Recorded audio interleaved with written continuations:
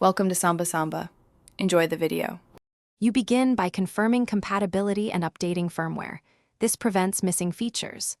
Open the Alexa app, go to Devices, then Cameras, select the camera, and enable motion detection. Make sure notifications are allowed. Once done, grant any required permissions for camera access and location so alerts and routines can trigger reliably. Do this now rather than later. It avoids troubleshooting later. Also verify the camera has solid Wi-Fi and is placed where motion is likely to occur.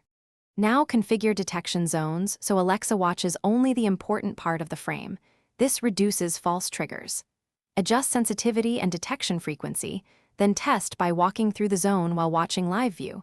Make incremental changes until triggers are reliable. Next, create or edit a routine in the Alexa app. Select motion as the trigger and add actions like sending notifications, recording a clip, or turning on lights. Make sure to order actions and add delays if you want staged responses. Finish by testing across typical conditions, day, night, and with common movement speeds. You'll quickly see if sensitivity needs tweaking.